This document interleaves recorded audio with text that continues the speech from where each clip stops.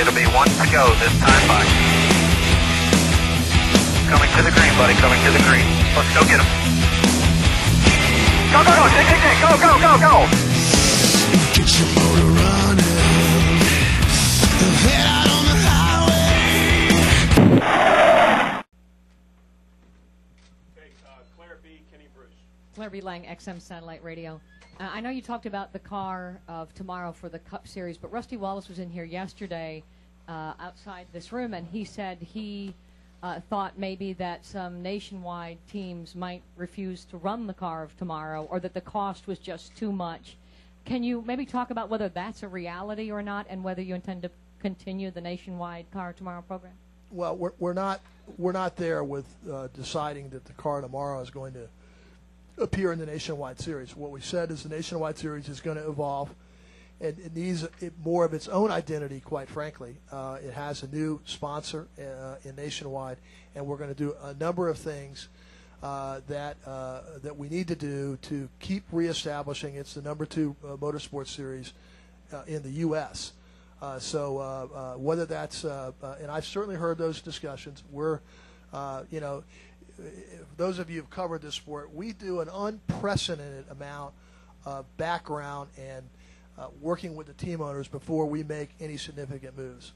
We've done that on my watch in the last 5 years, more so than we've ever done. So the car tomorrow was, as an example, was 2 or 3 years of discussions. Mike and I both led those respectively.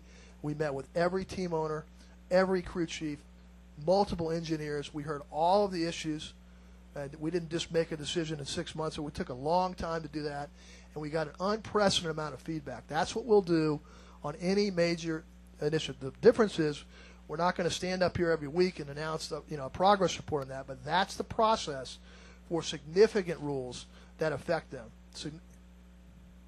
Got three more questions. Time for that. Kenny, Jenna, and Reed. Yeah, Brian, Kenny Bruce, NASCAR scene.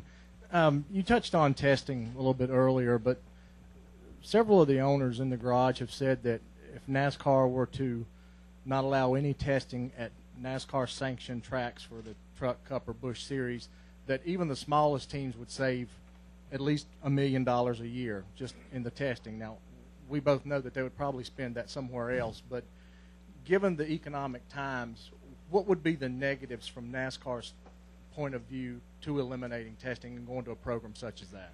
Well, The challenge, I won't say negatives, because if you could pull it off, that's and you could pull out $30 or $40 million out of the operating budgets collectively to the industry. That's a great thing to do, and that's what I talked about earlier about being aggressive. We certainly looked at that before. Obviously, policing that across the many states that host and have tracks that host our national series is one thing.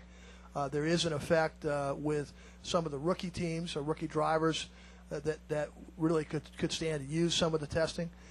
There is also a promotional element that helps the tracks when they have activity on their speedways.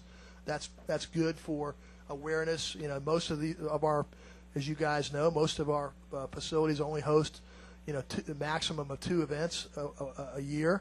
So the more awareness they can get in their marketplace, what's going on, that's a positive. So all those things are taken into consideration. And when we say we're going to now be more aggressive, I think the economic times make us have to weigh that perhaps differently, and we will. Jenna and Reed, and then we'll finish up. Go ahead.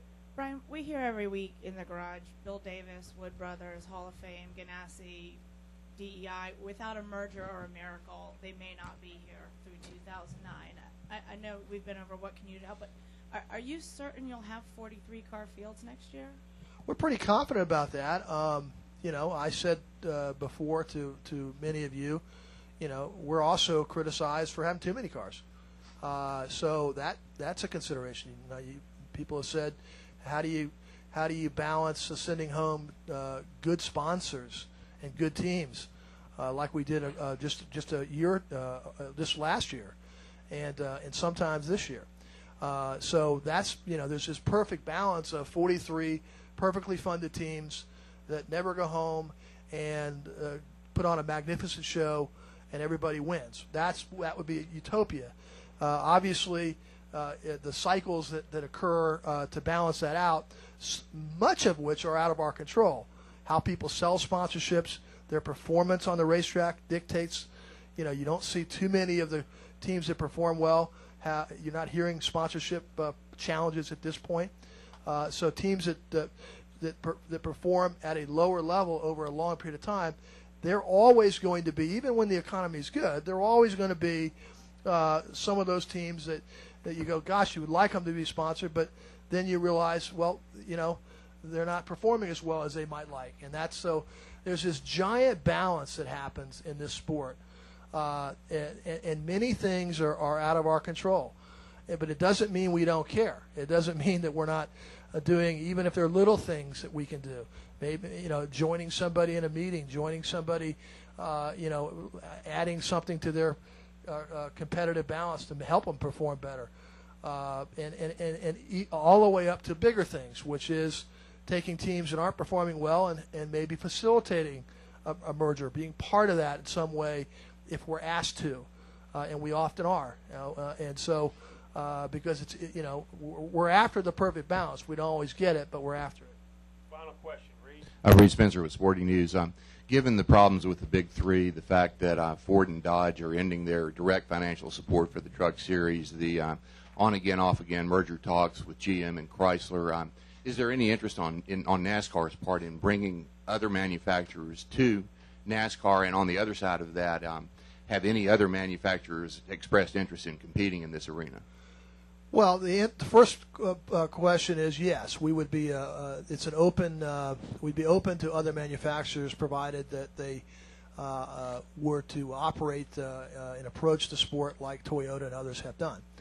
So that's number one. Number two, we have talked to other manufacturers. This is probably not the best time for them to put big bets down and so on. And they're all trying to shore up their businesses and whatever manufacturer we're talking about. And then I would make a final point about the manufacturers. They play a very important role in lots of ways, in direct support to the teams. That's important. The branding and the heritage that they're part of the sport in a very unique way, and we're proud of that, and it's part of our history. But we're not also going to live or die if one manufacturer or another manufacturer has a pullback or a pullout. I hope it doesn't happen. We're working like mad to make sure it doesn't. And it wouldn't be our first choice by any stretch. But the sport is on very, very solid ground that transcends one manufacturer or another. And that's how you have to look at it. And I think we have been as aggressive as anybody, even when we got criticism for looking at opening up to either foreign manufacturers or anyone else. But we're going to continue to do that because we think the manufacturing component has, a very big, important additive thing to this sport. And we're going to keep working with our partners, even when they're in challenging times. And I'll make one last point on our manufacturers. And I have been told this directly by each of the different companies that are having these challenging times, that one of the things that works best for them is NASCAR.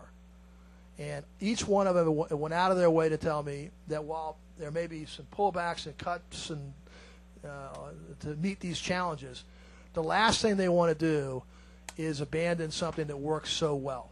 And that was really comforting to us. It was one of the reasons we went up to Detroit and out to Los Angeles and other places, because we wanted to make sure that we were still working well. Forgetting about who was having a tough time, they still got to sell their vehicles, still got to sell their brand. So, with that, thank you very much. Thank you, Brian. Thank you, ladies and gentlemen.